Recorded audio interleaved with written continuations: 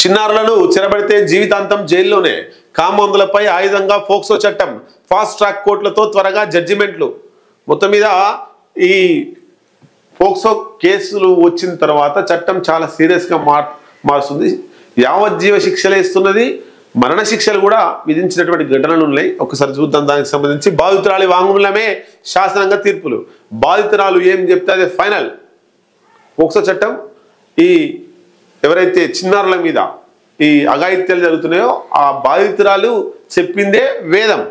20 ఏళ్లకు తగ్గకుండా జైలు శిక్షలు విధిస్తున్న కోర్టులు. ఈ ఏడాది దాదాపు 124 మందికి శిక్షలు ఖరారు. నిరుడు 82 మందికి జీవిత ఖైదీ, 49 మందికి 20 ఏళ్లకు పైగా శిక్ష. గత 3 ఏళ్లలో 4గురికి ఉరి శిక్ష కూడా విధించినట. కాబట్టి పోక్సో కేసు మొన్న ఆంధ్రప్రదేశ్లో ఒక కౌన్సిలర్, ఏదో టీడీపీకి సంబంధించినటువంటి కౌన్సిలర్ ఒక స్కూల్ విద్యార్థిని చేసినటువంటి ఘటనలో, స్కూల్ విద్యార్థిని స్కూల్ నుంచి బయటకు తీసుకొచ్చి 2-3 సార్లు తీసుకుపోయినటువంటి ఘటనలో ఎవరో వీడియో తీసి సోషల్ మీడియాలో పెడితే అది పెద్ద వైరల్ అయ్యి ఆ కుటుంబ సభ్యులు ఆయన మీద దాడి చేయడం, ఆయనను పోలీసులు తీసుకుపోవడం, ఆయన 1 పాస్కి వెళ్తా అని చెప్పేసి చెరువులో దూకి ఆత్మహత్య చేసుకోవడం అంతా కూడా పెద్ద వైరల్గా మారినటువంటి ఘటన. మొత్తం మీద పోక్సో కేసెస్ చాలా సీరియస్గా ఉంటాయి, జాగ్రత్తగా ఉండాల్సిన అవసరం ఉన్నది.